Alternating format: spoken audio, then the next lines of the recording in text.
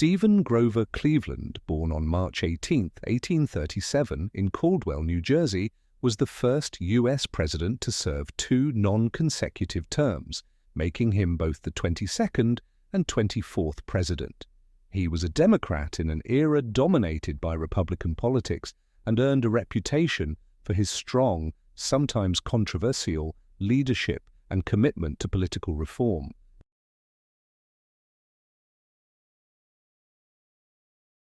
Cleveland was the son of a Presbyterian minister, Richard Cleveland, and Anne Neal Cleveland. His father's death when he was only 16 shaped his early life, pushing him to take responsibility for his family. He attended the New Jersey Institute for the Deaf and Dumb, now part of Seton Hall University, and later worked as a clerk in a law office in New York City. He studied law on his own, passing the bar exam in 1859. He eventually moved to Buffalo, New York, where he began a successful law practice. His political career began in Buffalo when he was elected as the city's mayor in 1881. Cleveland's reputation as a reformer was quickly established through his clean record and stand against corruption. This earned him the position of New York's governor in 1882, where he continued his fight for honest government. As governor, he vetoed numerous bills that he deemed wasteful or corrupt, including some that benefited special interests.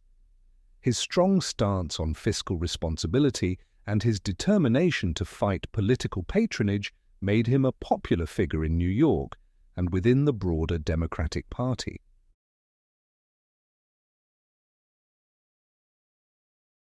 Cleveland's political philosophy was grounded in classical liberalism, which emphasized limited government, fiscal conservatism, and individual rights.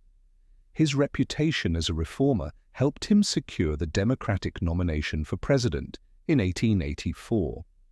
In the election, Cleveland faced Republican James G. Blaine.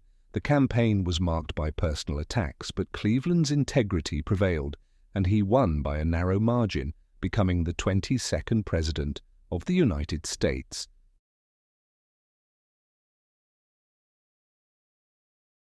As president, Cleveland took office during a period of economic instability and political corruption.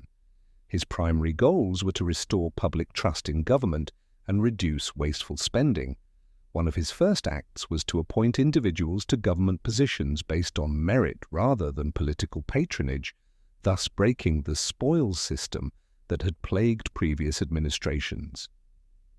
Cleveland was also an advocate for reducing the tariff, which he believed benefited only the wealthy and big business interests.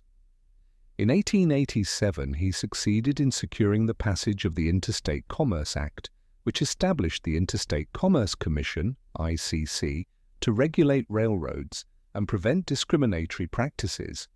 This was a significant step toward addressing monopolistic practices and protecting consumers. Despite his reform-minded agenda, Cleveland's first term was not without controversy. His veto of a bill that would have provided pensions to Civil War veterans, many of whom were not deserving, angered veterans and their supporters. He also faced significant opposition from Republican-controlled Congress, which led to several legislative defeats. However, his unwavering commitment to his principles, particularly his focus on reducing government spending, earned him respect among many Americans.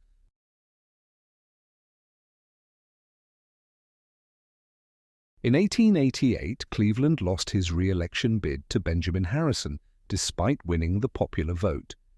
However, Cleveland made a remarkable comeback in 1892, defeating Harrison to become the first president to serve 2 non-consecutive terms. His return to the White House coincided with a period of severe economic crisis, known as the Panic of 1893. The collapse of several large railroads combined with the failure of banks led to widespread unemployment and a deep recession. The economic depression became the central issue of Cleveland's second term. His response was to maintain a hard money policy, opposing the inflationary silver movement that sought to increase the money supply. Cleveland's commitment to the gold standard was unpopular among many, especially among farmers and laborers, who believed that silver coinage would help alleviate the financial struggles caused by deflation. His handling of the economic crisis alienated much of his political base, and he was criticized for his perceived inaction. One of the most controversial events of Cleveland's second term was his handling of the Pullman strike in 1894. The strike, which began as a protest against wage cuts and high rents in the company town of Pullman, Illinois, spread to several states and disrupted national rail transportation. Cleveland, fearing that the strike would cripple the economy, sent federal troops to break the strike, leading to violent clashes between workers and the military.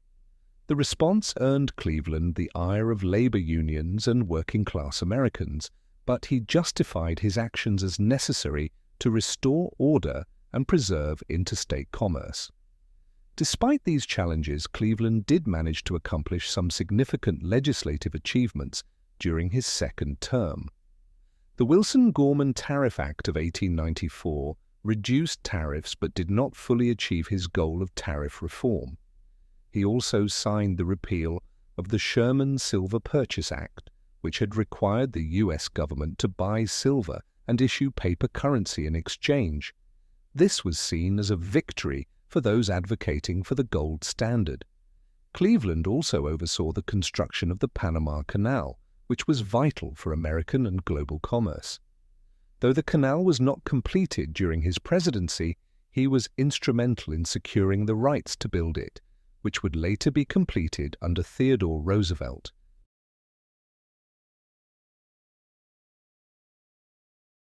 Grover Cleveland's presidency is marked by a commitment to reform and fiscal conservatism, but also by controversies over his handling of economic crises and labor unrest.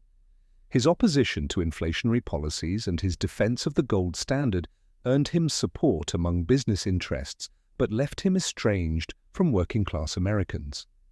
Despite these challenges, Cleveland remained a popular and respected figure throughout his life, largely because of his unwavering principles and refusal to cater to special interests.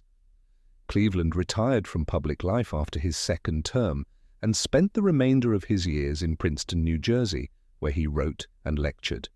He passed away on June 24, 1908, at the age of 71, leaving behind a complex and multifaceted legacy.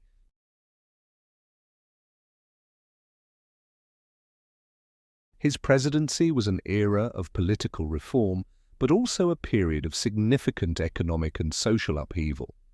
Cleveland's legacy remains a subject of debate, with many seeing him as a man of principle who did his best to navigate a rapidly changing nation. Cleveland's unique position as both the 22nd and 24th President of the United States makes him an interesting figure in American history, and his commitment to public service continues to be admired by those who value integrity and reform in government.